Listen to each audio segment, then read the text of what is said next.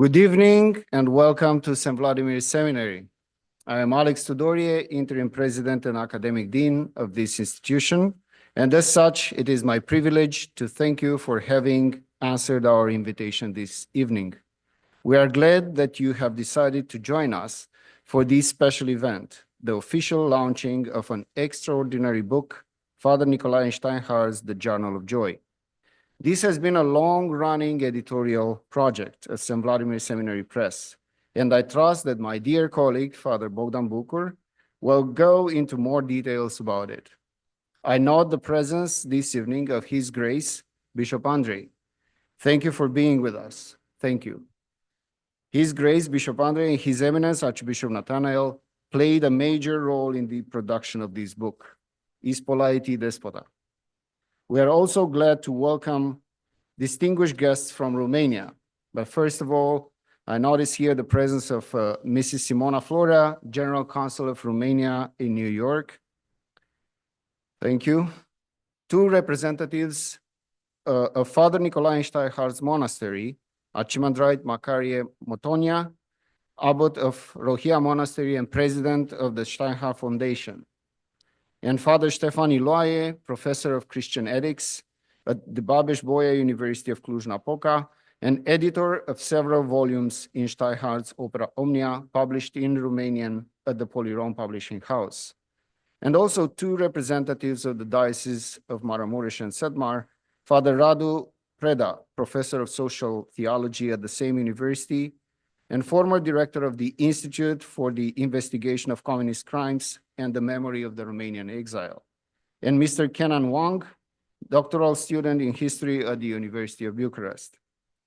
Also with us, some in person, others by Zoom, are the following. First translator of the Journal of Joy, Mr. Paul Boboc, and the team that took on the task of revising, editing, and footnoting the text in preparation for publication.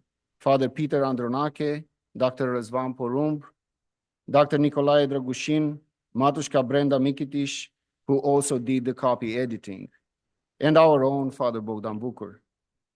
This book launch and presentation is the first of several events this spring related to Nicolae Steinhardt. And I just list three of them.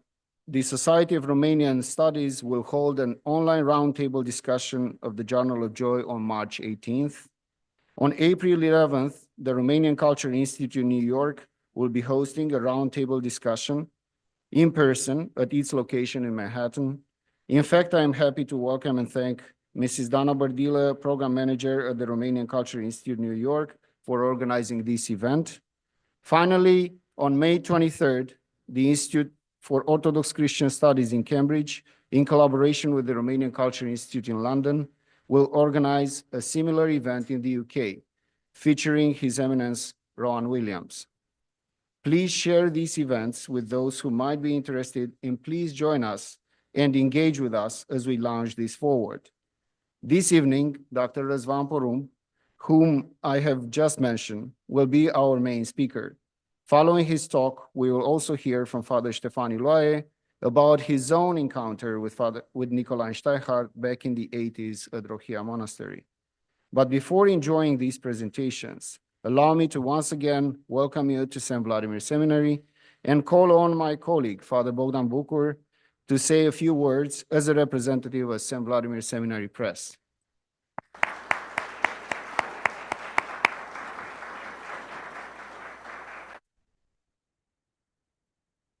Good evening. If you are here and have braved the weather, it is because St. Vladimir Seminary Press has just published Nicolae Steinhardt's massive Journal of Joy. 750 pages with over 1,700 footnotes to explain what's in the book. So it's a massive book, but that's not important really. This is truly an extraordinary book, which has its origin, its experiential core, in Nicu Steinhardt's conversion to Christ and secret baptism in prison in March 1960, while he was a political prisoner in communist Romania. It was written in the years following Steinhardt's release from prison confiscated by the secret police, rewritten, eventually smuggled across the Iron Curtain to Western Europe. When, after the collapse of communism, the book finally came to be published in Romania, it was a hit. For many of my own generation, Steinhardt gives expression to the Christian faith in a way that, simply put, makes Christianity credible. In spite of the many failings of the institutional church, it made the beauty and the joy of living as disciples of Christ irresistible. In Romania, Steinhardt counts as one of the most important cultural and religious figures. Outside his native country, however, he is much less known, although this is changing rapidly with the translation of the Journal of Joy into French, Italian, Spanish, Portuguese, Greek, Hebrew, Hungarian, and German. Now, I didn't say English because until recently there was no English translation.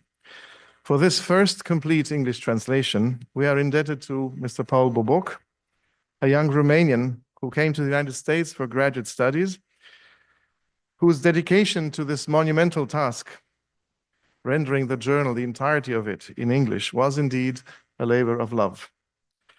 Publication was postponed until the text could be checked paragraph by paragraph and properly edited and provided with notes explaining Steinhardt's hundreds and hundreds of references to world literature, philosophy, theology, psychology, classical music, pop music, European history and politics, and so on and so forth. And all this work together, of course, with the production of the book, which had to be financed.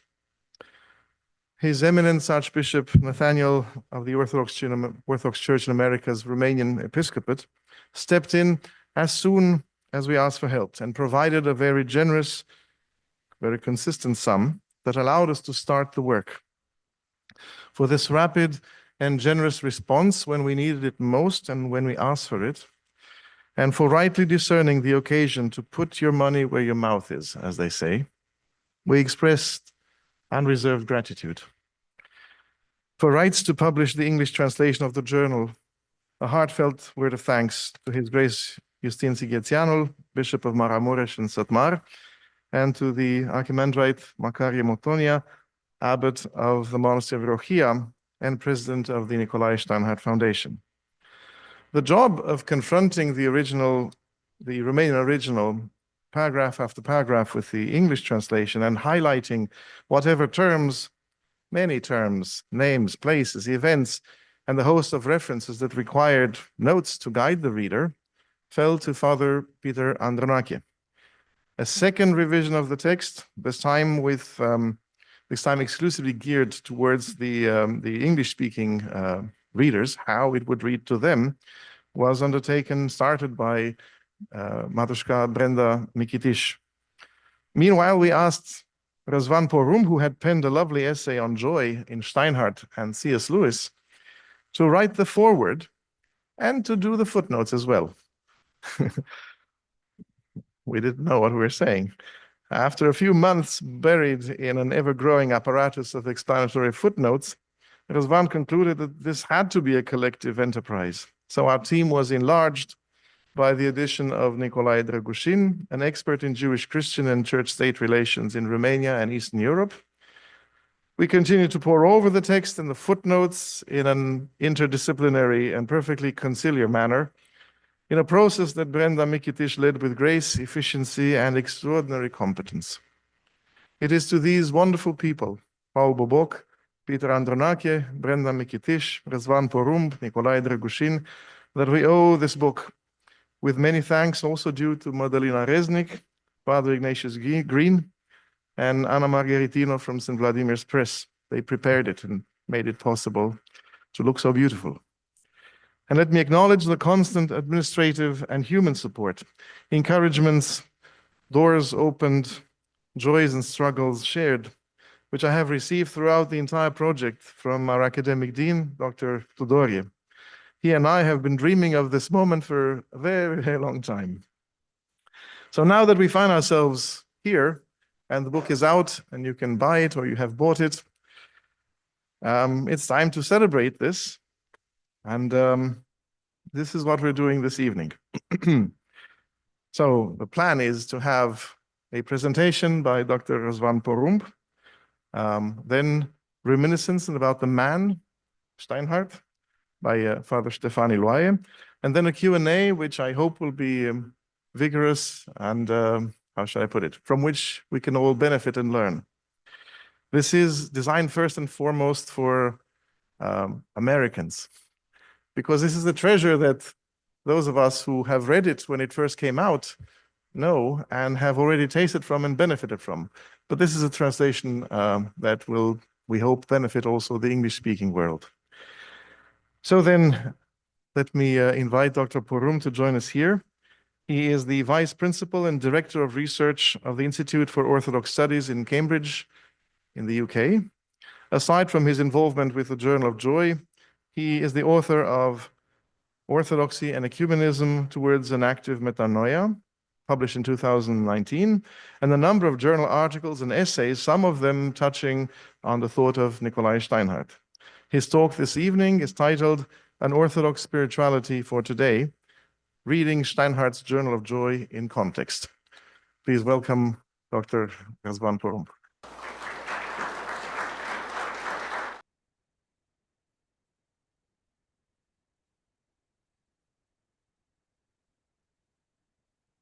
Good evening, everyone. I would like to start by expressing my gratitude to St. Vladimir's Seminary for inviting me to speak today at this book launch and for allowing me to be a part of this wonderful and momentous event, which is at the same time a celebration of Romanian culture and spirituality, illustrated through this very special book. Alongside my congratulations, I also bring those of my colleagues from the Institute for Orthodox Christian Studies in Cambridge. So, the Journal of Joy has had to wait for more than 50 years after it was originally written, and more than 30 years since its first publication to finally appear in this first official translation into English, superbly edited and printed by St. Vladimir's Seminary Press. But then again, the Journal of Joy does have an interesting habit of appearing at various stages in history, somehow behind time, and yet, I would argue, somehow always at the appropriate moment. Now, Nicolae Steinhardt lived between 1912 and 1989, known mostly today as Fr Nicolae Steinhardt, as he was a monk at the Rohia Monastery in the last stage of his life. He is an extremely popular writer in Romania, as you will have realized by now, in both ecclesiastical and secular contexts. He has not been a household name, either in the 30s as a prolific and eclectic writer and literary critic, nor during communism, when he was constantly harassed, followed, and censored by the regime until his death. He was known in literary circles for his outstanding books and articles of literary criticism written in the 70s and 80s. And he was also known as one of the country's foremost dissidents, often mentioned by Radio Free Europe in the 80s. As a person, Steinhardt would come across as an antiquated figure, resembling a brave and seasoned soldier, as someone described him, refined and polite, but quick to exchange courtesy for feistiness and engage in passionate debates whenever topics touched on matters close to his heart. His noble manner, as well as his vivacity, made it look as though Don Quixote himself had been somehow lost in the odd, crude world of 20th century communism. During the communist crackdown on intellectuals in the late 50s, he defied the regime by refusing to testify at the show trial organized by the communists against his friend, philosopher Constantin Noica. He was consequently imprisoned from 1960 to 1964 in the Jelava, Gherla, and Aiud prisons. The original prison term was 13 years, but he was fortunate to come out after, well, fortunate, to come up after just 4 years. During his imprisonment, and this is the crux of his work and life, Steinhardt converted to Christianity after he was baptized by a fellow inmate who was a priest, and consequently got to know the most intensely happy period of his life in the most paradoxical place imaginable. How absolutely happy I was in room 34, he exclaims about his prison cell, a sinister place of torture and suffering. Seeing officially the first light of day in 1992, 2 years after the fall of communism in Romania, and sadly also 2 years after the passing to the Lord of Fr Nicolae, the book was not quite contemporary when it came out, as it had been written more than 20 years earlier. However, while a bit dated in some respects, the book became hugely famous rather quickly, as it conveyed a direct witness about the horrors of communism from someone who had experienced them firsthand and during its darkest period. Also, after a period of enforced cultural isolationism, the journal opened up its readers' horizon to a wealth of sources from the world's literature, arts, and culture. Not least, after decades of oppression of Christianity, this book came as a witness of the redeeming power of faith, even in the face of the bleakest of persecutions in the communist gulags. So here we are now, 53 years after the Journal of Joy came into being, with the book at long last available to the English reading public. A momentous achievement which Steinhardt himself would applaud, or is likely applauding, as he was a great lover of the English language. Not to mention that this version opens up his magnum opus to a wider audience than ever before. But is the Journal of Joy still relevant today, after so long a time, in a completely different context, both culturally and historically? I will argue today that it is indeed very relevant still, perhaps in some respects, even more relevant now than ever. It's almost as if Steinhardt himself has postponed praying for this English version to appear, just waiting for the right time. Now, let's talk briefly about the type of book that the Journal of Joy is. Not a book devoted solely to spirituality. The Journal of Joy works on several levels. It is a novel recounting the story, told in non-linear episodes, of the author's experience with the oppressive communist regime and his subsequent prison experience. It is also a book of Christian spirituality, as its author's reflections on faith following his prison baptism do sketch the outline of a theological vision. A great variety of memories intertwined with stories, sometimes seemingly random thoughts and reflections, as well as snippets of prison conversations, seem to validate the book's title and give it the appearance of a diary. It is also a book of literary and artistic, or more generally cultural, reflections coming from someone who was primarily a literary critic, a man of literature, and an avid art lover. The book also includes a number of reflections on the political landscape preceding and following World War II, albeit Steinhardt's vision follows the constraints and biases of his times. I hasten to add that Steinhardt did not fall easily in any political paradigm and is likely to disappoint both today's conservative readers as well as those espousing liberal values. But he offers enough spiritual insights to hopefully keep both categories happy. It may have become clear by now that a book as layered as the Journal of Joy can only be investigated with great critical and analytical care, taking into account the particular socio-cultural context of interwar and post-war Romania. From the point of view of a granular analysis, it is not necessarily an easy text. However, despite the convoluted context in which it was created, and despite its tangled, layered structure, the Journal of Joy remains a book that is eminently readable. When present-day Steinhardt scholar Adrian Mureșan reflects on why the journal remained so successful after the 90s, he ultimately comes up with a straightforward explanation.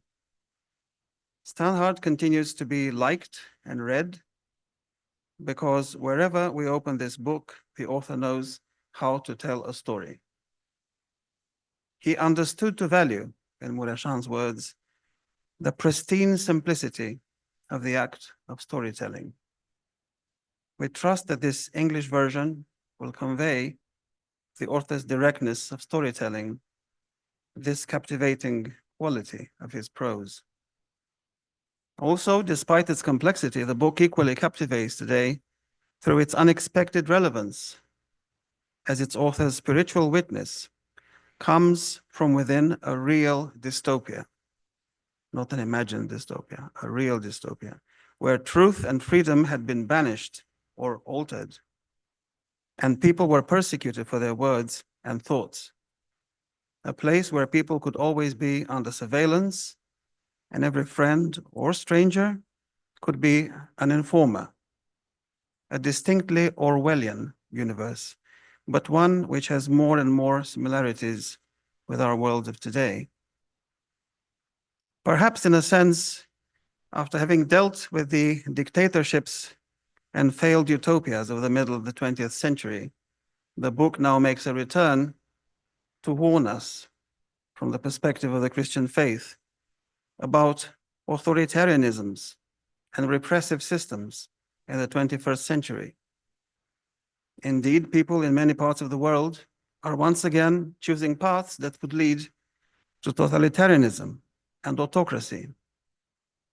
When the world is rife with alternative interpretations of the Christian message, maybe the witness of someone who actually encountered and witnessed Christ in a godless place of suffering and oppression can bring a new perspective on what living a life in Christ means today. I would argue that Fr Nicolae Steinhardt's main themes of spirituality, which we will briefly explore today, are all worth revisiting in our context of the 21st century, whether we are in the West or the East, and wherever we place ourselves on the ideological spectrum. Throughout the journal, Steinhardt almost obsessively repeats an adage inspired from Kierkegaard. The opposite of sin is not virtue. The opposite of sin is freedom. Kierkegaard's theory is for him, in his words, the most extraordinary thought ever read, except for the gospel texts. It is in a sense natural for the theme of freedom to acquire centrality for someone incarcerated, first in a cruel prison and then within an oppressive totalitarian system. As his charismatic father had told him before going to prison, "Don't be sad, you go from a wide prison to a narrow one, and don't rejoice too much upon leaving, for you'll pass from a narrower prison to a wider one." Now, we notice in this iconographic depiction of Fr Nicolae, he holds a parchment with the words, "Not by chain is the Christian bound, but by love and freedom." Bound by freedom. That's an interestingly paradoxical phrase. From a spiritual point of view, freedom for Steinhardt demands complete responsibility and active engagement, as true faith ought to be free and never imposed. A life in Christ is a life in freedom. And Steinhardt quotes Corinthians, "The Lord is spirit, and where the spirit of the Lord is, there freedom is." To which he adds, "If we are not free, we are not able to call ourselves, as Christ likes to reckon us, his friends." He expresses frustration with a segment of the intellectuals of his time, including priests, who welcomed the fact that the communist regime prescribed a behavior that mimicked morality. The regime condemned prostitution, discouraged divorce, rejected modern art as decadent and modern music as too noisy, objected to certain hairstyles, items of clothing, etc. To Steinhardt, individuals supporting this pseudo-morality focused more on the rigid rules and severity than on the spirit underlying such actions. He believed that the spirit can only thrive where freedom exists and where virtue arises from free will. Also in reference to the world he was living in, Father Nicolae urged anyone to oppose the regime's threatening requests to become part of their blackmail game. And he openly resents informers, appeasers, and collaborators. In his view, the worst sins imaginable. He believes any such collaboration with totalitarian systems must be rejected, even in the face of death. Steinhardt asserts that an elementary smartness is a duty for the Christian. The Christian needs to be smart, has to be smart. Rejecting ignorance, immaturity, and what he explicitly terms stupidity.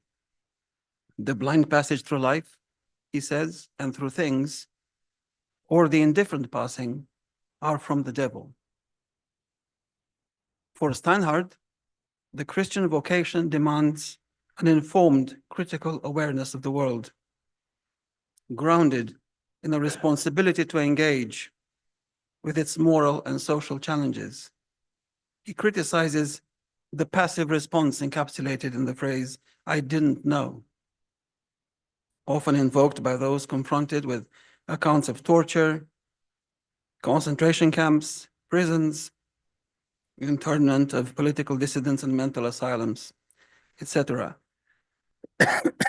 I didn't know about concentration camps. I didn't know what they were doing there. I didn't know what the communists did. I didn't know about all the persecution. Such a response, Steinhardt argues, cannot absolve one of moral responsibility. Steinhardt himself as a person was constantly active, always searching, exploring, engaging with everyone and everything. He appeared to be ever, as witnessed by one of his friends, in any conversation, even an ordinary one, in an unusual state of tension. The way he listened, the way in which he very visibly was preparing his reply, was that of a being that was entirely participative in a state of perpetual watchfulness. It is certainly the case that sometimes people choose to shield themselves from objective truth, closing their eyes and ears to the unpleasant realities around them. Yet Steinhardt reminds us that this is not the way of the Samaritan, who is not only good or kind, but also vigilant and attentive, serving as an example for how every Christian ought to live. He asks, how else could people have known that the Lord is hungry, thirsty, a stranger, sick, or imprisoned, to be able to feed him, to give him drink, to welcome him, to clothe or to visit him, unless they were paying attention? This is not merely a question of ethics, but also a fundamental expression of faith. As Steinhardt explains, the safest means to achieve communication or communion with the Almighty, the instantaneous means that never fails, is to do good, to help our neighbor who is in distress. Whenever our world is marked by flagrant injustices, like the imprisonments, tortures, and abuses perpetrated against Romanian society in Steinhardt's day, Speaking any truth that does not address that particular injustice is implicitly an avoidance of the truth that matters. Steinhardt is not entirely convinced by the absolute nature of Orwell's definition of freedom, that freedom is the freedom to say that 2 + 2 make 4. In a context of persecution, when people are being sawn in two right next to you, says Steinhardt, 2 + 2 should equate, screaming, in his words, that it is an unrighteousness that cries to heaven that people should be cut in two with a saw. That is the truth that matters. And by prioritizing this truth that matters, and which tyrannies often deny, we are constantly watchful not to neglect the more important matters of the law: justice, mercy, and faithfulness, as stated in Matthew 23:23, which Steinhardt quotes several times. Steinhardt's life-affirming love engenders a spirit of openness evident on almost every page of the journal, as he displays a unique inclusivity and ecumenism in both spiritual and cultural terms. Indeed, there is an ecumenical engagement that lies at the very heart of Steinhardt's baptism in prison, when the preceding catechesis that lies at the very heart, as well as the sacrament itself, are established on clear ecumenical foundations. As Steinhardt is prepared for the prison baptism by a small synod of inmates, 3 priests, 1 Orthodox, 2 Greek Catholic, it is decided that during the baptism, he will recite the creed before the Catholic priests. In his words, all 3 priests asked me to consider myself baptized in the name of ecumenism and to promise to always fight, if it will be granted for me to leave prison for ecumenism's sake, something I promise with all my heart, end of quote. And this is a prefiguration of the fact that Steinhardt was to follow a model of gracious, generous, and assured spiritual and cultural universality and openness. His discourse, this was the way in which his ecumenism functioned, we can say perhaps. His discourse is driven by a passionate receptivity and inclination towards integrating a multitude of literary, theological, philosophical, or more generally, cultural sources, irrespective of the Christian context in which they originated within the Orthodox paradigm.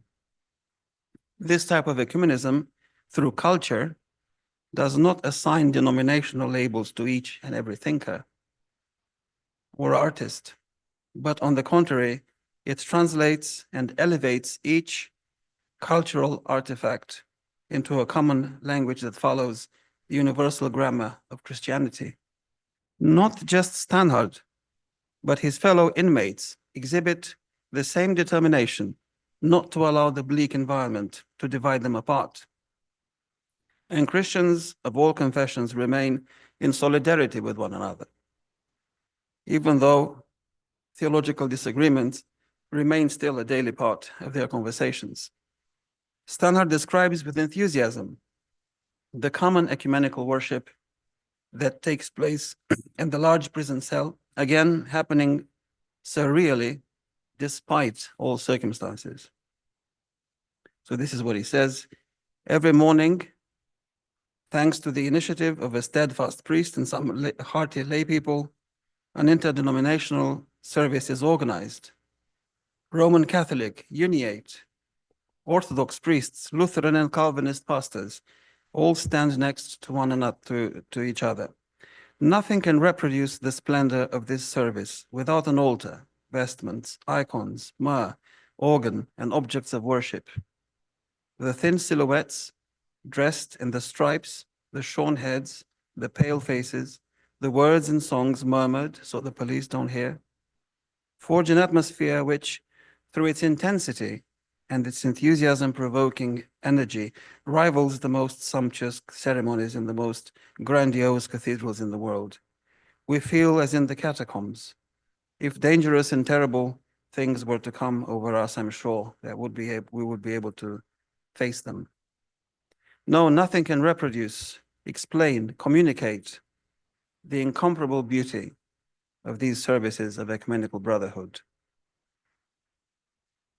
On a human level, Steinhardt observes that even within the brutal conditions of prison, where suffering was commonplace, prisoners often displayed kindness, politeness, and a unique sense of grace, remaining, in his words, gracious with each other, cheery as only in prison people can be. Cheery as only in prison people can be. Only Steinhardt could have come up with that sentence. His experience of and participation in that level of graceful fellowship and brotherhood made Father Nicolae intransigent towards the petty disharmonies of the world. For him, it is the ordinary sins and imperfections of everyday life, often concealed beneath the veil of routine, that most require our attention. These sins, in a sense, are more grievous than any overt crime or depravity. I think, he said, that in all the brothels of Paris, Hamburg, and Singapore, in all the places of perdition, in all the ports and metropolises of the world, in Guyana's mines, in the prisons of Sing Sing and Dartmoor, the sins committed do not cry more dissonantly and woefully to the heavens than the moans, sudden arguments, and gratuitous insults uttered with vitriolic hatred by the quarrelsome and morose. In the hostile climate of communist Romania, violent altercations and bitter outbursts were common, whether on crowded buses or in long queues for food. An equivalent place today, probably where vitriolic insults have become the norm, is probably the social media, which occupies everybody's life these days. And on Facebook, X, or any such platform, we see numerous vitriolic insults. Hatred seems to reign unencumbered. Steinhardt argues that such outbursts are not merely isolated sins. They reflect a spiritual condition in an unreconciled opposition to the God-created world, his words. A willful and immense withdrawal from the acknowledgement of the vanity of worldly things. Allowing the petty annoyances of life to spoil our joy is indicative for him of a mind anchored in devilishness, caught in the quicksand of gratuitous anger. The sharp, spiteful words of anger uttered by the ill-tempered are precisely what we, as Christians, must avoid above all else. To support this, Steinhardt quotes James 3:2, "For we all stumble in many things. If anyone does not stumble in word, he is a perfect man and also able to bridle the whole body." Steinhardt suggests that the behavior of Christians should follow a paradigm at the complete opposite end of the spectrum. Inspired by Christ's example as a gentleman and knight, a perspective he acknowledges as somewhat unconventional. Christ, according to Steinhardt, demonstrates discretion. He stands by the door and knocks, places trust in people rather than suspicion, and embodies mercy, attentiveness, and politeness. As Steinhardt points out, Christ addresses Judas with the word friend, never speaking an insult or disdainful word to any sinner. Steinhardt reflects that faith in people, courage, detachment, goodwill toward the afflicted, the predisposition towards forgiveness, contempt for cautious and frugal people, all of these are traits of the gentleman and knight. In addition, he draws a parallel between Christ's invitation to recognize our true identity as sons of the Father and the character of Don Quixote. Steinhardt asserts Christ invites all people to recognize what they rightfully are in truth, sons of the Father, of the Master. From this point of view, the closest book to the Gospels, he says, is Don Quixote, since the knight from La Mancha tells those in the tavern that they're noble without knowing it, and demands that they act as the nobles that they are. By recognizing the reality beyond material appearances, the Christian knight stays courageous, compassionate, merciful, and above all else, overflowing with joy, optimism, and a cheerful spirit.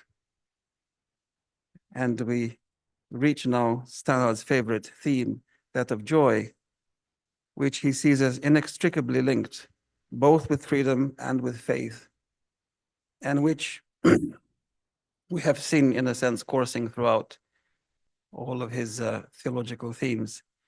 In fact, George Ardeleanu, who is possibly the most important Steinhardt scholar today, speaks about a triangle of faith, freedom, and happiness, which functions as a theological core and central theme of Steinhardt's journal: faith, freedom, happiness. In Steinhardt's own words, in order to distinguish the Christian from the caricature or imitation, there's no procedure more certain than investigating whether the aspirant is or isn't cheerful and content. If the individual is intolerant or sullen or agitated or ill-tempered or troubled, he is not a Christian, no matter how perfectly faithful to virtue he may be. The Christian is free and therefore happy. The Christian is free and therefore happy. By living in Christ, we are never alone, and we are never despairing or sad.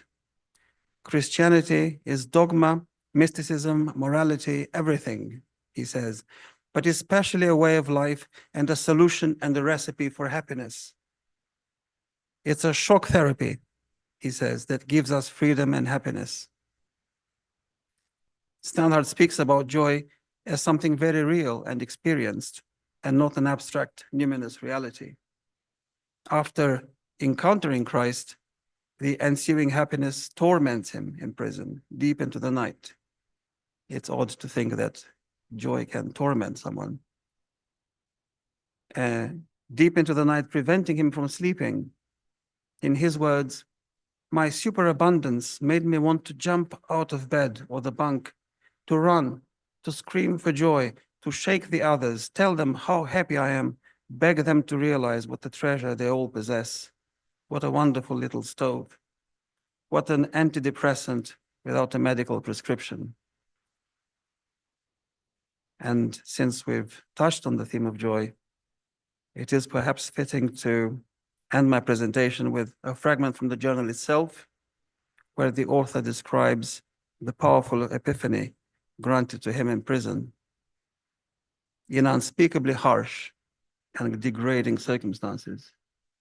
I don't see Christ the Lord incarnate, only a huge light, white and bright, and I feel unspeakably happy. The light surrounds me on all sides. It's total joy, and it does away with everything. I'm bathed in blinding light. I float in light. I am in light, and I exult. I understand that it's the Lord, that I'm within the light of Tabor. That I don't merely see it, but also dwell in its midst. Over and above everything, I'm happy, happy, happy.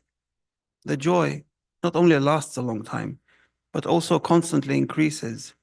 If evil has no bottom, then goodness has no ceiling. The circle of light grows ever wider, and the joy, after it has enveloped me silkily, suddenly changes its tactics, becomes firm, throws itself, collapses upon me like avalanches that, anti-gravitationally lift me up. Then again, it proceeds otherwise. Tenderly, it cradles me, and in the end, bluntly, it replaces me. I no longer am. No, I am, but so strong that I no longer recognize myself.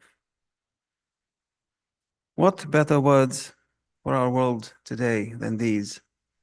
Reminiscent as they are of the Philokalia and the lives of the saints, witnessed with such directness and honesty.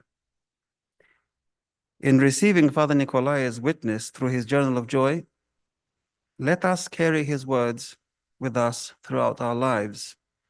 And let us never in particular forget his witness that if evil has no bottom, then goodness has no ceiling. Thank you.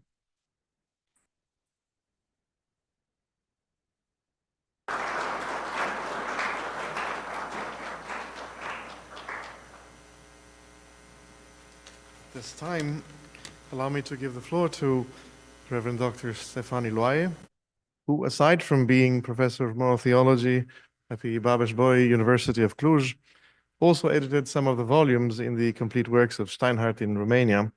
Since he was fortunate enough to have known the man himself and worked with him for a few years in the late 80s, Father Ștefan will evoke, under this title, Nicolae Steinhardt, the man. So please help me in welcoming Father Ștefan.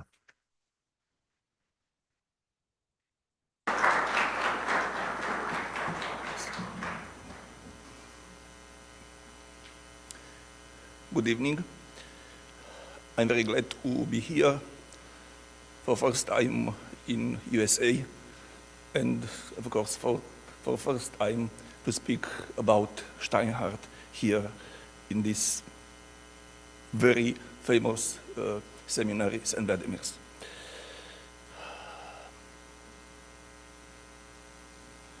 I'm sorry, I have here another order of slides.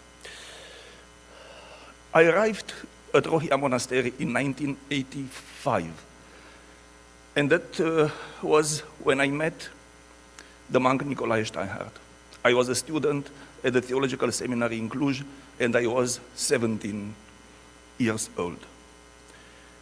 My connection with Father Nicolae developed slowly, gradually, a natural connection.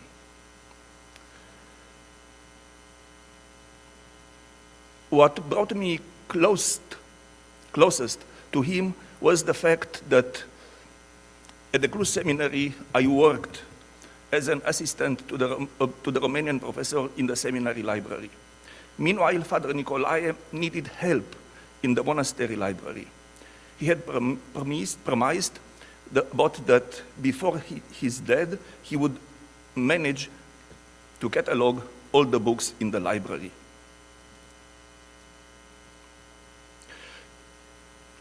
And the library had over 20,000 books.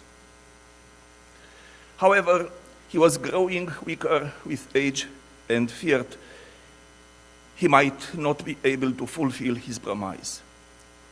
He was very happy when he heard that I wanted to help him.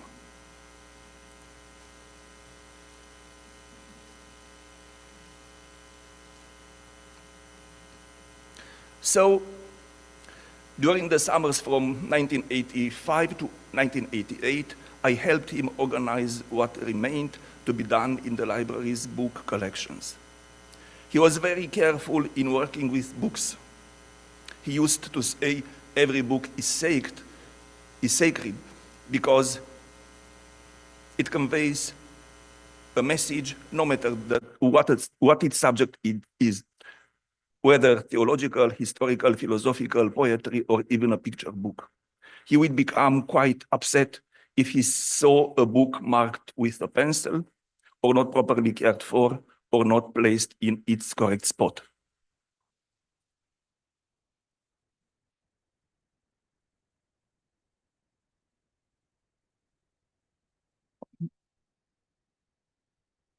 Once I asked him why the monastery's library had an entire cabinet filled with detective novels.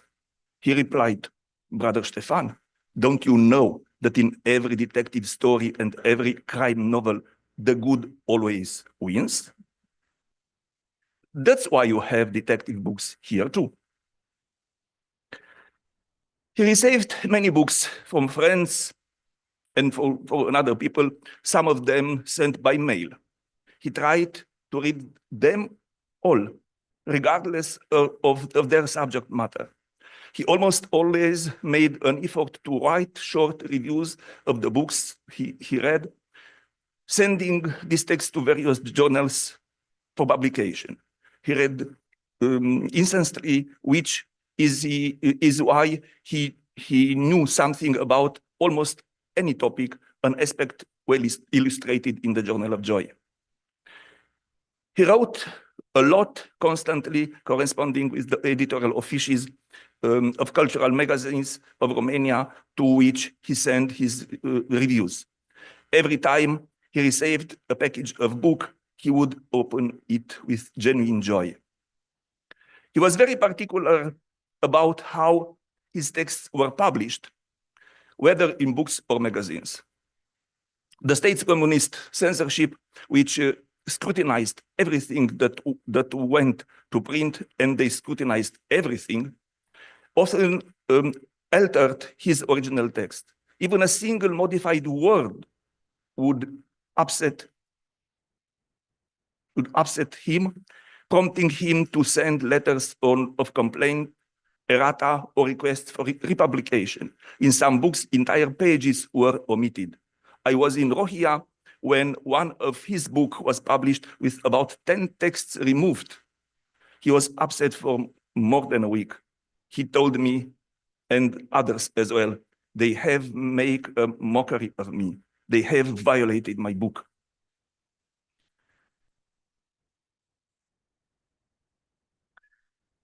Alongside prayer and books, Nicolae Steinhardt also found joy in classical music, especially Mozart, and coffee.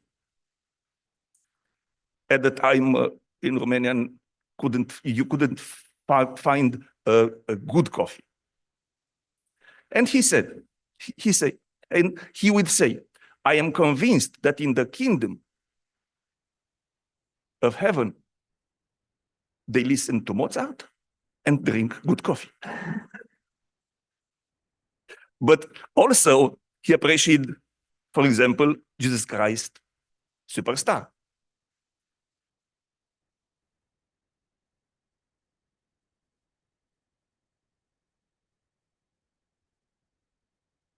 He was very humble. I was just a seminarian, yet he would sit there with me in the library at the table, face to face. And sometimes we would talk as if we were two friends. And he gave me the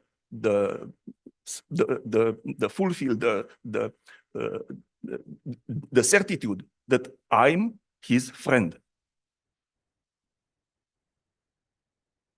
He behaved the same way with everyone in the monastery, as well as with the tourists who visited Rohia Monastery. Father Nicolae was a friend to everyone, and I never heard him speak ill of anyone. His humility was also evident in the fact that sometimes, after expressing his point of view or even offering criticism, he would return to the library and we would continue Catholic books. But after a short while, he would stop working, apologize, and go to find those he had spoken to earlier, even if they were just 16th or 17th years old youngsters. He would find them carrying firewood, for example, or working in the kitchen, and they would say, I beg you from the bottom of my heart to forgive me. Naturally, they would tell him that there was not need to apologize because he had done nothing wrong. He had merely corrected something or pointed something out. But almost every time his response was the same. I was wrong, so please forgive me. And then he would return to his work.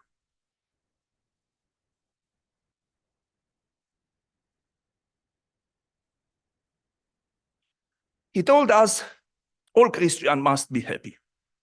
I quote, or I quote from my memory.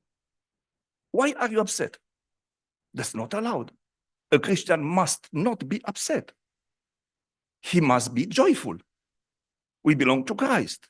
It is not good to be sad. Christianity is a school of happiness. The first duty of a Christian is to be happy. He was jovial, optimistic, and even a bit childlike. From him, I learned discipline, punctuality, generosity, and openness toward others, regardless of who they were. He placed complete trust in you until proven otherwise.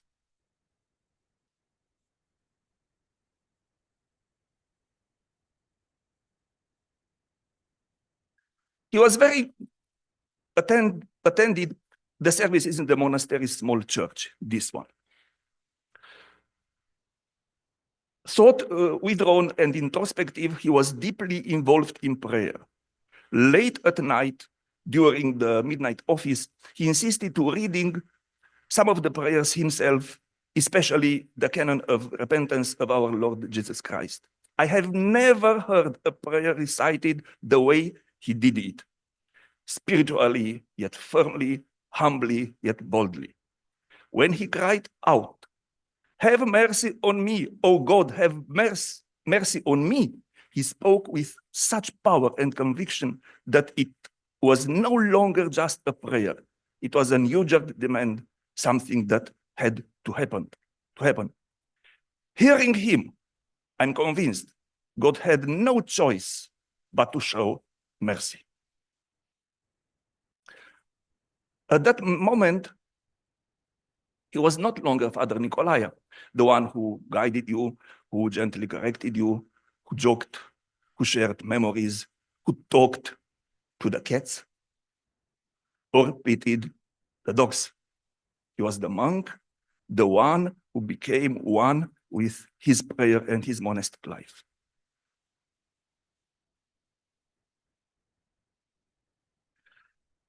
He took upon himself the duty to ringing the monastery's great bell at noon, at 12 o'clock sharp. If someone else rang it thinking that Father Nicolae was late, he would be upset.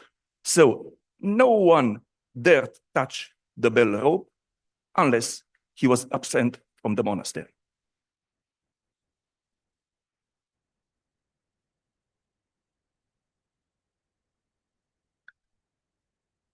I asked him only once about the Gerla prison, where he had spent several years.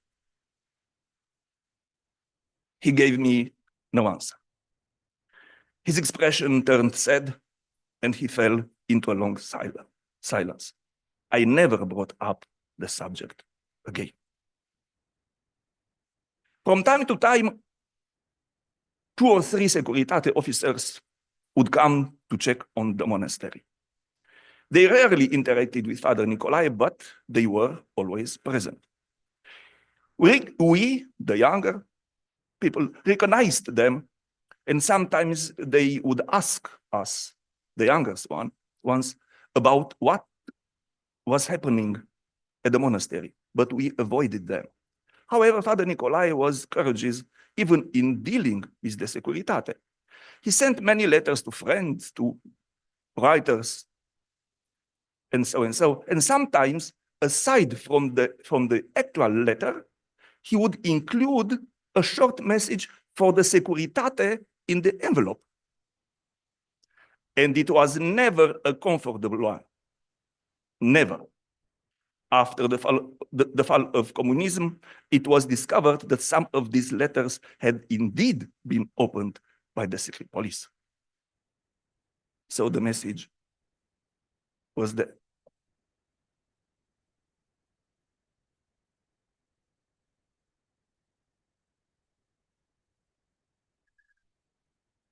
Father Nicolae preached with the force of a great orator.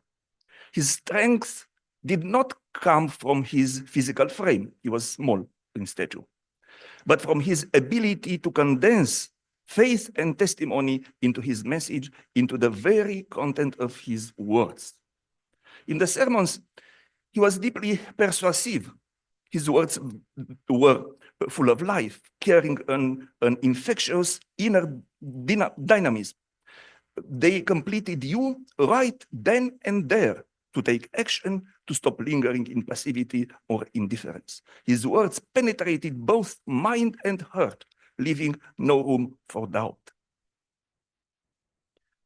He was bold even in his sermons when it came to criticizing the communist regime. He used certain occasions to make clear references to the situation in Romania. I remember one sermon of the feast of Prophet Elijah. The passage spoke of the cruelty of King Ahab and his wife Jezebel. But Father Nicolae made an unmistakable parallel to Romania's ruling couple, the Ceausescus. We were young, looking at each other in disbelief. The sermon is now published in the volume of sermons, Giving You Shall Receive.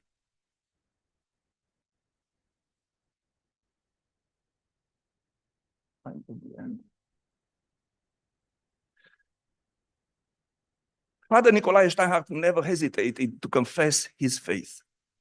By living out his creed, he showed that regardless of the historical context in which one lives and regardless of risks, faith must be proclaimed even if it brings suffering. Yet, through his life, his work, his conversion, and his unique witness to Christ, he also demonstrated that suffering itself can be transformed into happiness. That is how I knew the man. Thank you.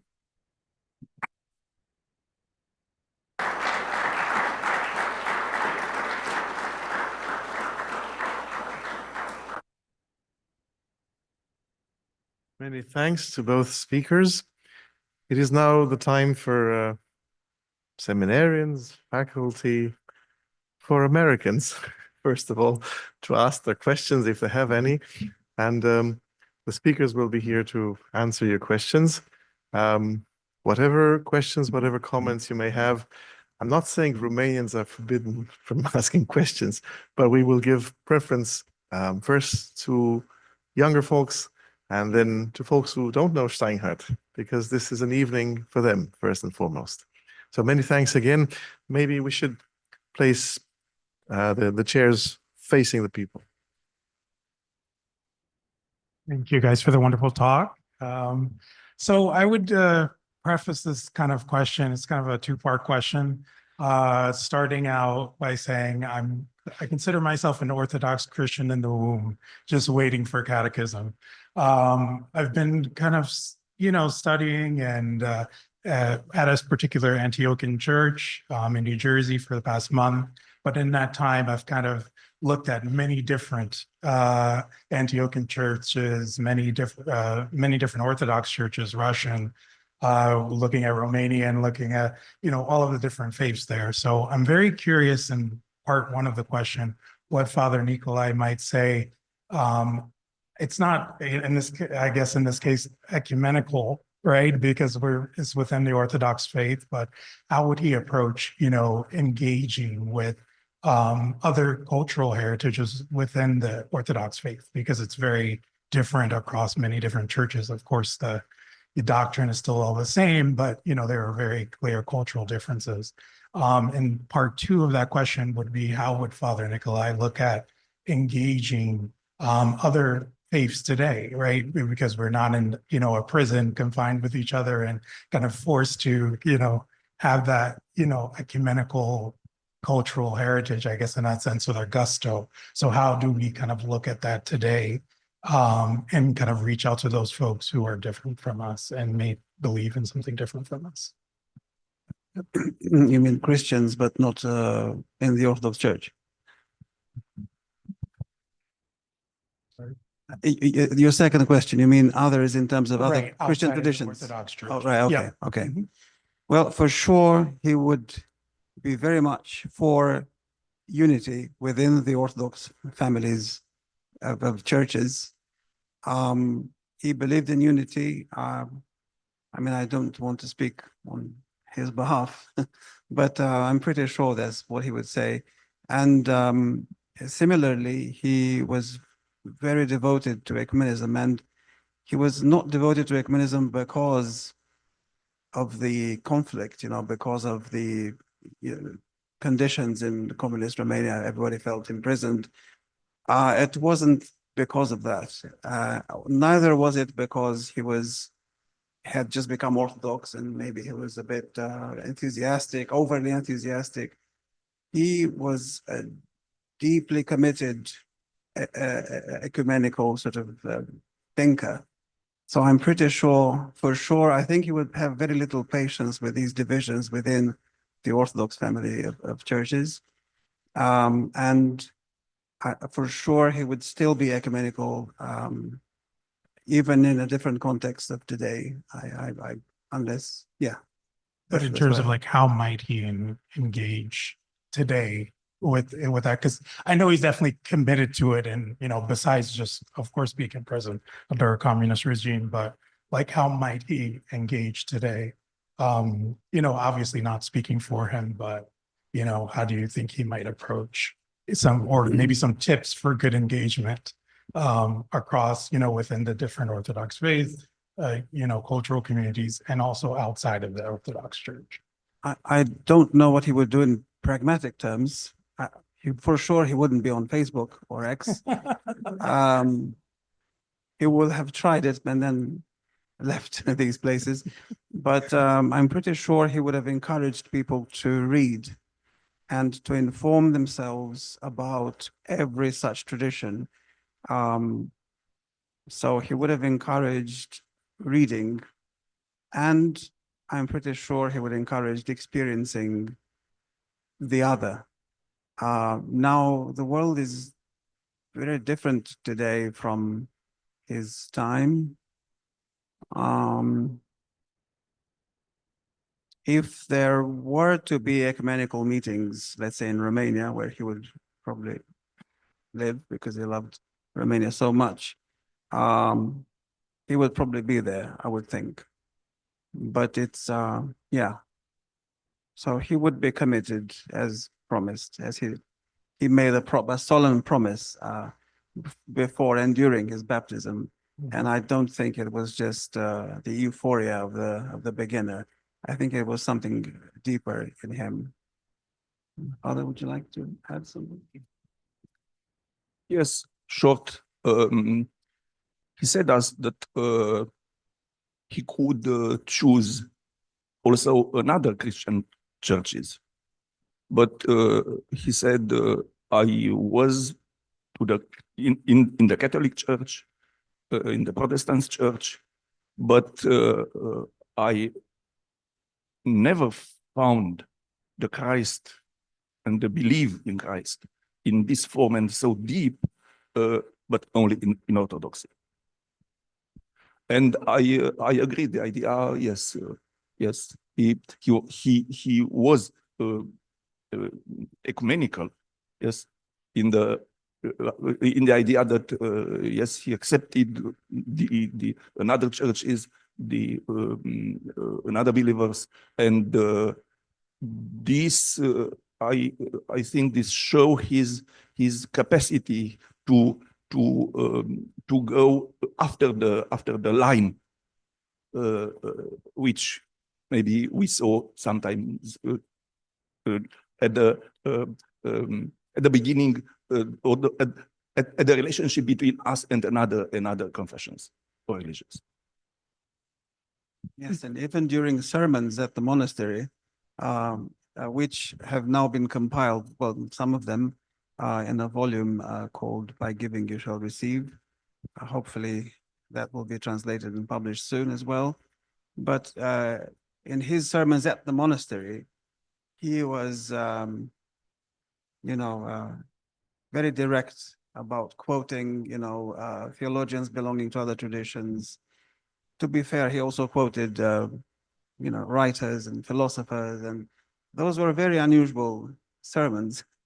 But as a monastic who lived a profound life in prayer, as we've just been told by someone who saw it firsthand, he still, believed very much in it, and it was part of his, his ethos.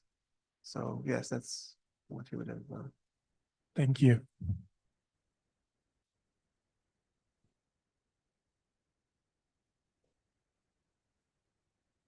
Question, translator.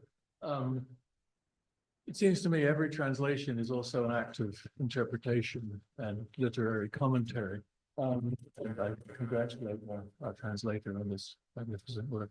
The French translation, which is 30 years old, in 1995, it was a very different world, and perhaps Orthodox scholarship wasn't where it was today.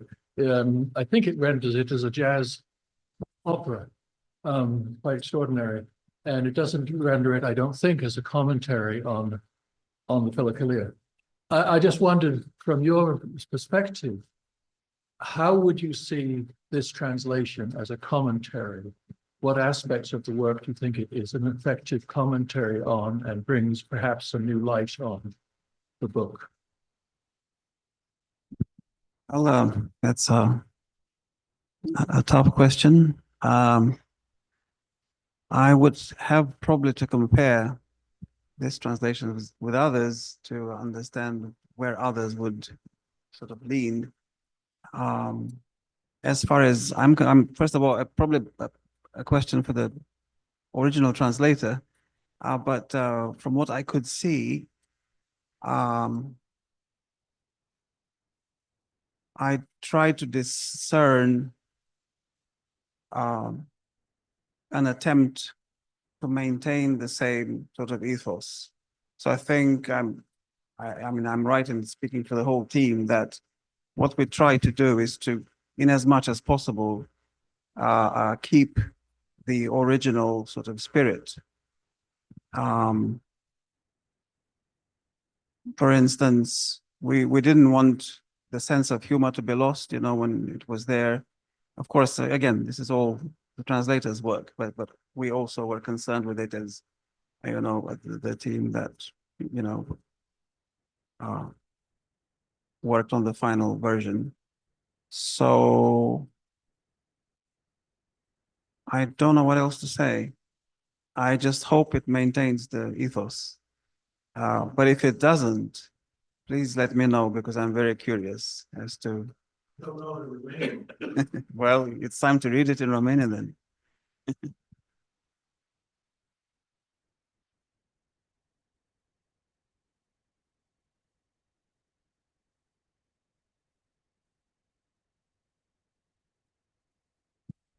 I might venture a question. This is my opportunity. Can we place him somehow within the 20th century context of Orthodox theologians, Orthodox spiritual authors? How would he fit? Where would you place it? The question for both of you. There are many names that St. Vladimir Seminary Press has published, and the point was, this is the place to publish Steinhardt because we've published so many notables of the 20th century. He is a theologian, but he's more than a theologian. He is a literary critic. He is a public intellectual. He is all kinds of things. But as a theologian, where would you place him in the 20th century picture of spectrum of Orthodox theological thought? Well, he would fit with the writers, following or during the Soviet sort of times, in that he witnessed to that particular reality. But I think he stands, I would find it hard to classify him within, any class of writers. I think what he does is something very special and not often encountered, in that he is a writer. He is not a theologian. I don't think he wants to be seen as a theologian. I'm not sure he sees himself as a theologian. He probably saw himself as a man of culture and who loved literature, a literary critic, and so on. But yes, so but there's a lot of theology in his book at the same time. So if you want to find theology, it's there. It's just not in the usual presented or structures in the usual way. It's not in any way systematic, you know. It's but then again, this is the incredible thing that he does, and it's very useful actually, that he always takes the roundabout way to reach us about theological realities or themes by using other means. And I don't even think that he did that mostly because of the censorship, because of course it helped. You couldn't write anything about faith.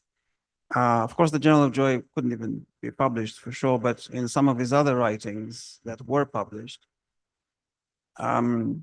his great mastery was in sort of putting in all sorts of theological implications, but making it sound as though actually he's coming from, you know, from literature. So a sort of a guerrilla attack, you know, from the sides.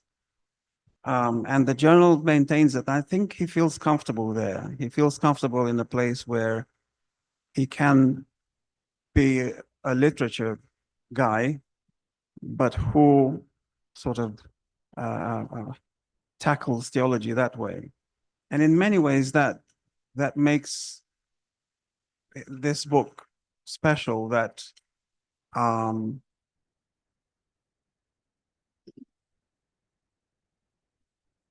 its theology, you know,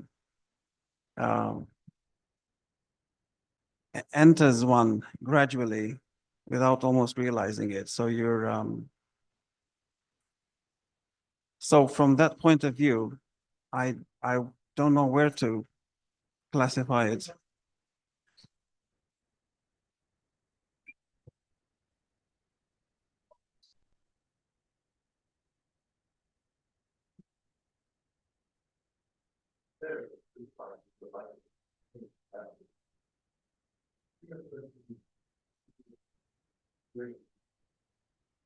I wonder how much I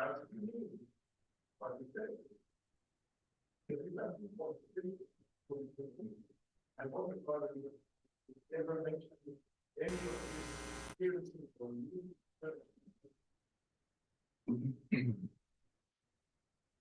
His friend Alexandru Paleologu wrote to him in a letter, Nicu, you saw all things in this world and all what you read from a theological point of view. So Alexandru Paleologu continue, you are a theologian, a theologue. And he respond, not. I'm not a theologue. But that's true.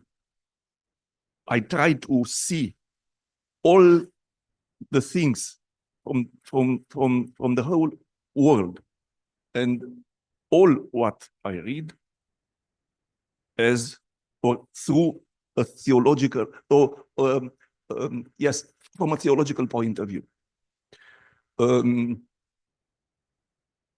His thinking, I say so, is at the border between literature or culture and theology, but border not in the sense that a border separated, but unified. And it's extraordinary how Nicolae Steinhardt find could find in everything what he has in hand or in the library, or what has as knowledge from everyone what he thought, he came to a theological thinking. I think we could not take a place or give a place from his theology or from his writers of thinking, or not yet. It has to be said that this book was successful with secular people as well. So it is widely read in Romania, not just by church-going people. It's read by everyone because there's a lot of interpretations in it and a lot of input related to, literature. It is like a diary in a sense. You read a lot of interesting things, not necessarily connected to spirituality, but perhaps that's his strategy, that theology or this spiritual sort of approach creeps up on you, sneaks up on you. You read a book that seemingly is about literature and philosophy, and then all of a sudden you have a fragment that seems to be taken out of the lives of the saints, as this one from it doesn't belong there, and yet it does.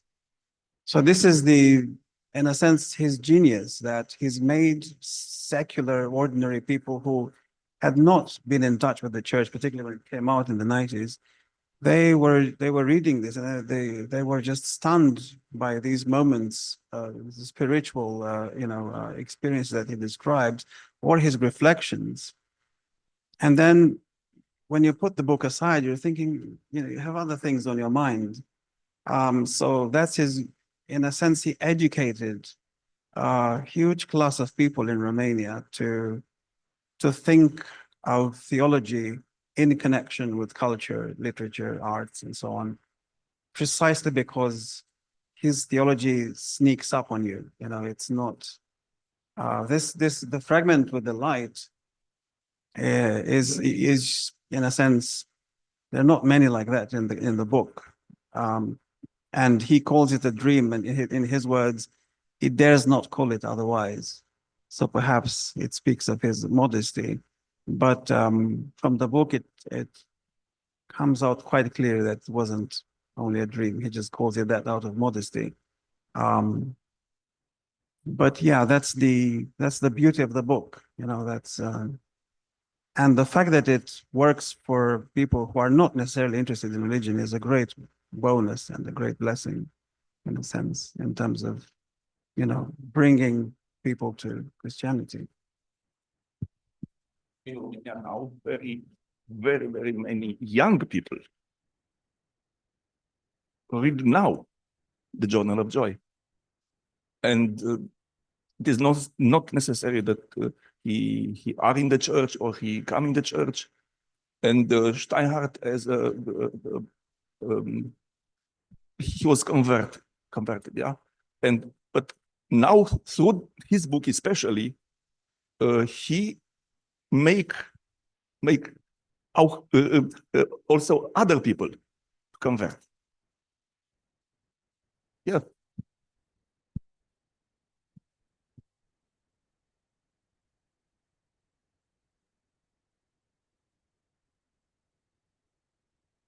So, those of us who deal with language, it's always inadequate. And then you have translations. So, in Romanian, the title is, I think, Jurăul Fericirii. And so far, translations have said, Journal, Diary of Happiness. Now, why joy and not happiness? Yeah. And did I understand you right that you said this book is kind of a novel? It could be seen as a novel. Yeah, I think that's good. I think that, yeah, I think that's how I saw it when I was young and read it for the first time. As for the That's happiness versus joy, this is not a simple question, but yes, there has been a discussion on it. As far as, and it tends to be slightly subjective, but as far as I'm concerned, joy has a connotation of something that's inner and perhaps a bit more spiritual. On the other hand, we didn't want to avoid happiness because, so we, in the book, it's been used interchangeably, as it were. sometimes joyful, sometimes happy. Yeah, for instance, when he says, I'm joyful, when I'm happy, Yes, we just felt it doesn't sound great to say, I'm joyful. right. So also depending on the context of the book, but the title, yeah, the joy seemed, it was, a lot of decisions were taken by majority. Yes, of course. But I think when it came to joy, pretty much everyone felt that it's something that conveys better from the title, the spiritual meaning of the happiness he encountered. So that's how I would see it, but perhaps others see it differently. And Father Stefan, you said, Father Steinhardt loved Mozart. Did he also listen to jazz?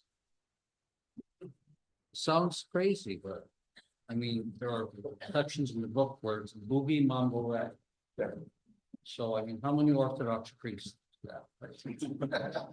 But this is what's the word, an entree for many, right? Who wouldn't think of boogie mambo raps? But this is part of his charm, part of his appeal to me. And he's from Romania. Romania's Eastern Europe. And I found that it's Eastern Europeans who are sort of open to thinking and deism and that from the West and the East. And you have a marvelous combination. And he's a great example of that. So thank you for this wonderful book. They will make a difference. Yes.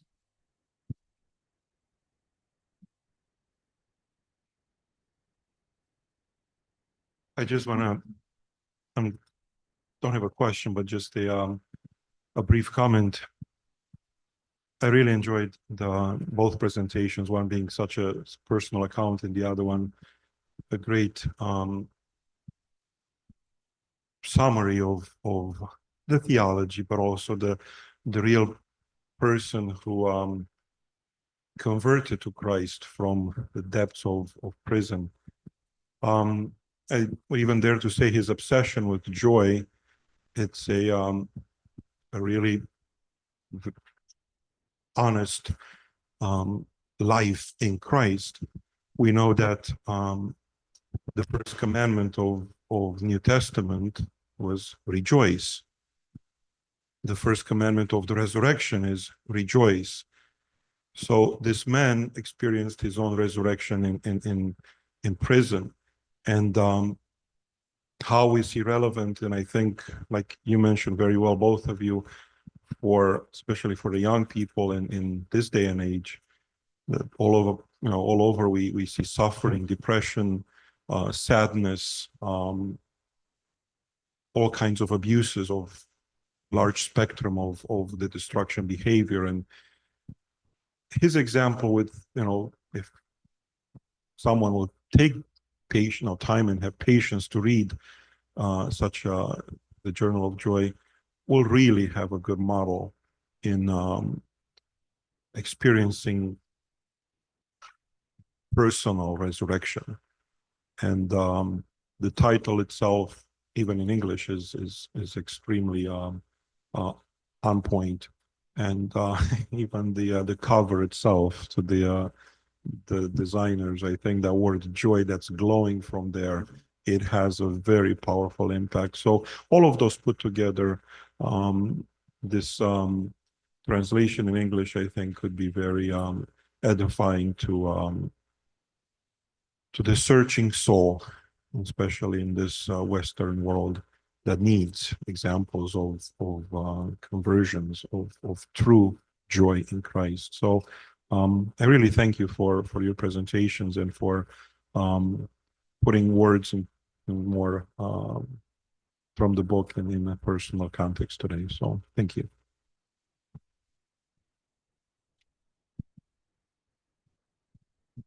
I have one question. What can we learn from Steinhardt's Jewishness? Or better said, to what extent his Jewishness had a real impact on his life and work, especially knowing that he deeply loved Romania, even though the country had a very difficult time, even a very difficult attitude toward the Jews.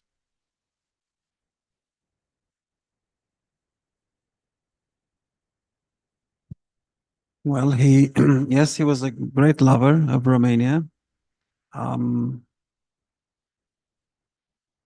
I found out that when he visited the monastery of Ștefan, where he spent, I think, something like maybe a whole year altogether on two separate occasions, and he spoke to one of the I think the abbot there, who is still alive, I hope.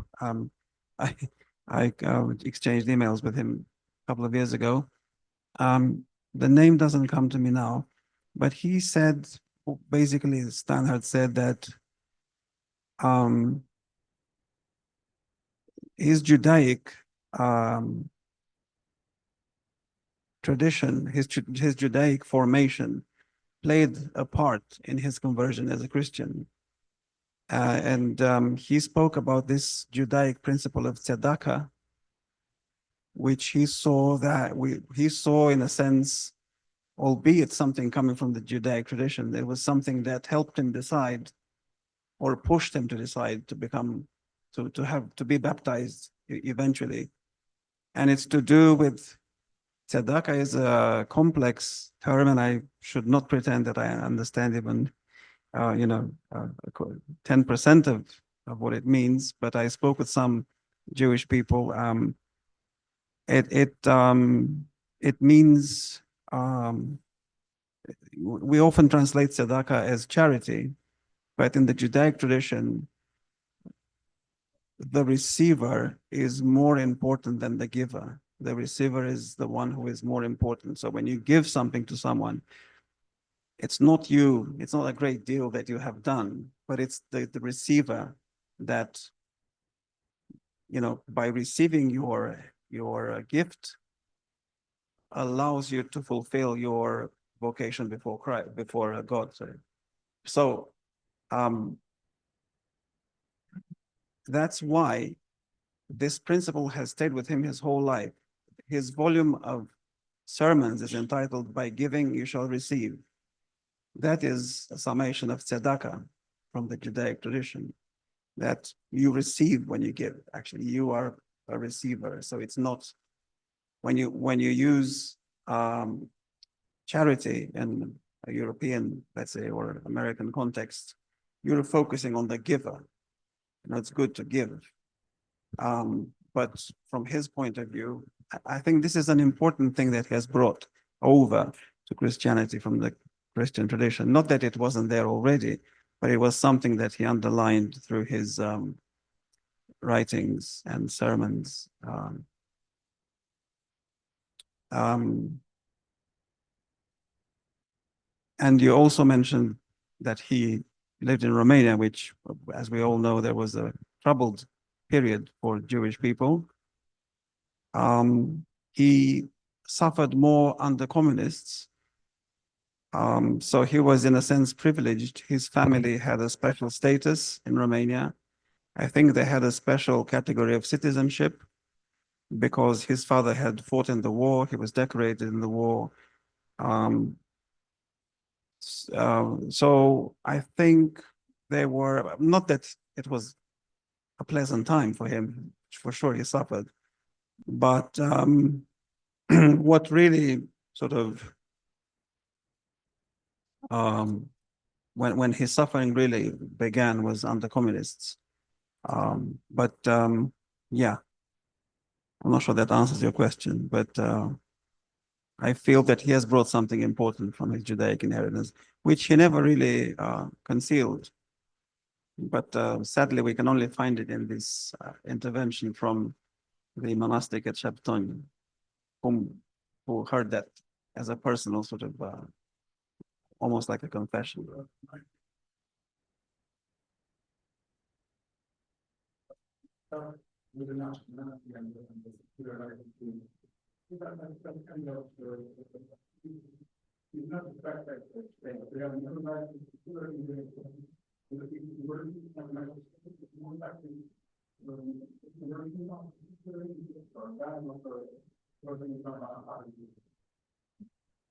Yeah, I think that's fair to say, but he wasn't entirely divorced from he wasn't like a secular, he wasn't that secular a Jew.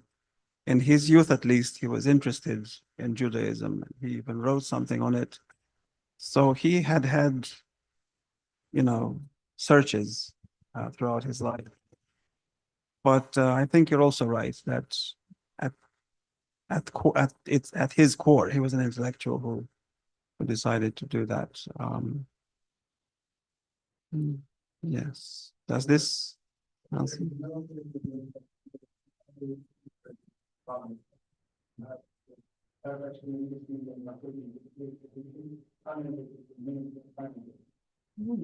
Well, I didn't know that. That's very interesting. Yeah.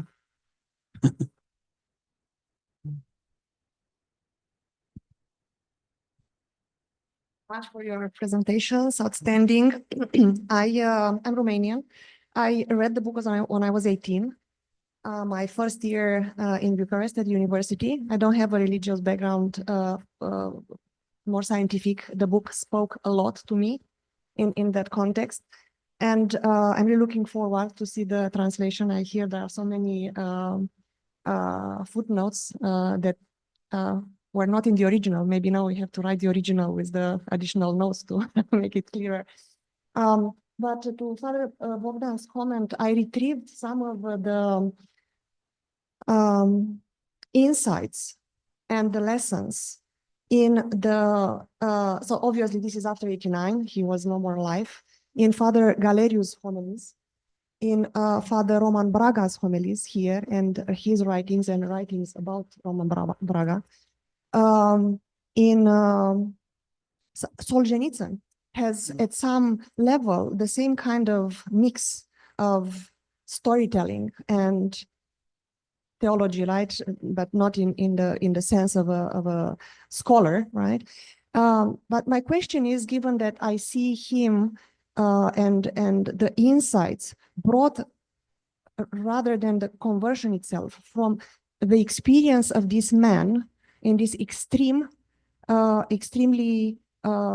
horrible conditions, and do you think that he would have written this book or with this level of insight of personal living in Christ, wouldn't he been through the prison experience?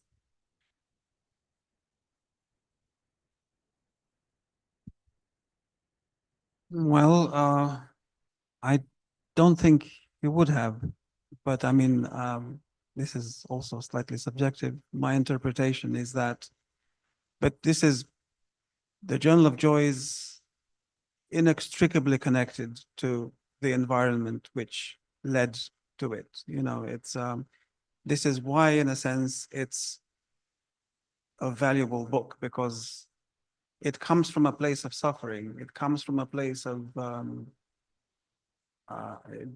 despair, in a sense, at least initially despair. And maybe he would have written something. He surely would, because he was writing all the time. It would not have been the Journal of Joy, but the impact of the Journal of Joy is the background, because it's easy to, what theologians often do, they speculate on things or on experiences. They speak in theoretical terms. I mean, of course, yes, they base their perception on the writings of the fathers and such, but Steinhardt speaks from the place which he himself inhabited. And that's very valuable for a number of reasons. You know, it's a witness to what happened, and we should never lose track of these horrible things. People tend to forget. It is, and it speaks how faith serves you in those types of moments. And of course, we shouldn't wait, all of us, you know, to be imprisoned to have the similar experiences. We should take his witness and use it in our lives as Christians. But what gives his word weight is the experience from which he wrote the book. So it would not have been the Journal of Joy. It would have been a different book, I think, had he not experienced prison.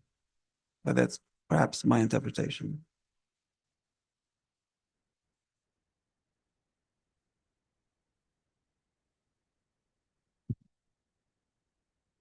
How are they doing? Auctions going once, going twice.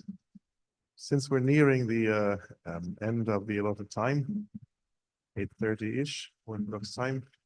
If you have a question, pose it now. Now's the time to decide. You know, this is a phrase from the journal. You declare yourself now.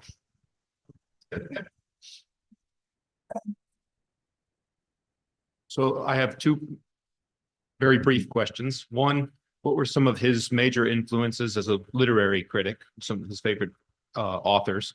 And two, did he ever write fiction? Yes and yes. It's hard to pick a favorite author. He followed the literature of the existentialists, for instance. He seemed to play a great part in his literary preoccupations, particularly French. But he endeavored to keep his horizons as open and wide as possible. I can't think of a direct influence in terms of literary criticism. His literary criticism, by the way, was not common. There are some voices, like Adrian Mureșan, for instance, who say that almost it was a pretext for him. He wrote literary criticism to kind of sneak in some of his thoughts, particularly during communism. He used literary criticism as a device, as a vehicle for various, how shall I put it,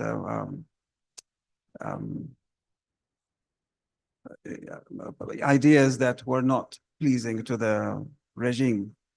So he used it in that way. So that makes it slightly unique. But again, the context is different from those of his counterparts in Western Europe in those days.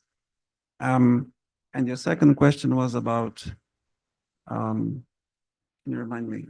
Right. He did write fiction, not a great deal, but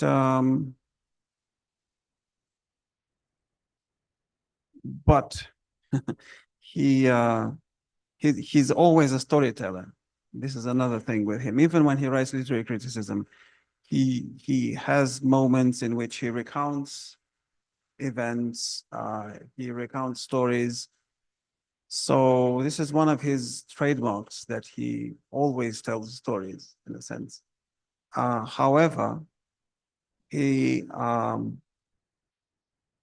is known mostly for his criticism, not for his prose, which is very, I mean, modest in terms of length.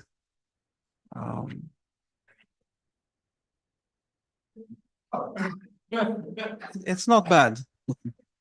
It's good. It's good. Yes.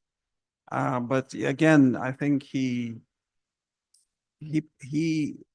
devoted a particular attention to the Journal of Joy. You can see that he's focusing on his prose in a different sort of way. In his youth, he wrote also satire. He satirized some of his contemporary authors, like Cioran, I think, Mircea Eliade,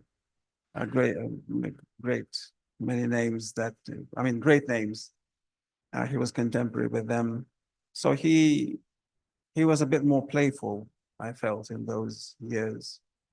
But he was a bit more focused when he wrote, the Journal of Joy. And he does appear to be more focused in his message, even in his sermons. So there has been certainly a change there. As some critics speak about two Steinhardts, young Steinhardt and late Steinhardt. And some of the things they have in common, but a lot is greatly different. I don't know if this answered your question. But... Now, I have a question. Not to me. Those are, yes, but for Pavel and Stefan, and also about again, something that attracts young people a great deal. For instance, Steinhardt, he was a huge lover of classical music, but he always recognized the importance of modern music as well. And not in the journal, he speaks a great deal. You'll see about Jesus Christ Superstar. Now, he loved the Jesus Christ Superstar, and he played it in the monastery, I believe. I mean, my question was whether because I heard that he played a lot of music in the monastery, which disturbed some more conservative figures. But he, and I know about Jesus Christ Superstar. He speaks in other in interviews and such. He speaks about the Beatles. He speaks about John Lennon, Louis Armstrong. He loved jazz. I think the only modern music that he loved was jazz. And Louis Armstrong, he was fascinated with him, and he said something like, "When we enter heaven, we'll surely hear that." What was it? The trumpets. The last judgment. Yes, it'll be him, Louis Armstrong. But how true are these accounts that he listens to modern music and aside from symphonic music in the monastery? So I never heard in the monastery on this played to, how we said, yes, or pick up the rock music or such, never. But maybe once per year or two times per year, he was in Bucharest, where he has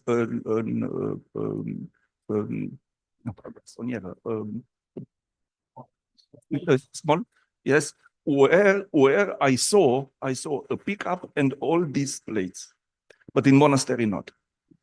In monastery not. No, I was. I had also a picture with his cell in the monastery, but it was not. Only books and a radio, but very many books in his cell. But in Bucharest, yes, I saw, and I heard with him in Bucharest for first time Jesus Christ Superstar. It was, and I thought, wow, this is Fr Nicolae. Yes, and this was Fr Nicolae. We see, I think, too hard a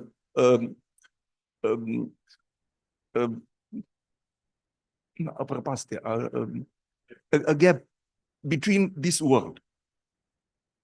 Why it's impossible for a monk to? And no, Fr Nicolae said to me, I see that you I'm not comfortable with this music. Fr Nicolae, I never heard so. What's this? And he said to me, that means not that I'm not the same Father Nicolae. Because why? It's impossible for an Orthodox or for a Christian to have rock music or to participate to a rock concert. And I think not first time, but second time, when he was in Europe, this was 70, I think 1978 to 1980. He was to a concert or to many concerts with rock music. Yes, he said to us, and he asked us, "Did you see that it's impossible? Why? Why? Is one world, mine world in the monastery, and it's the same world, where I am. I've been the same."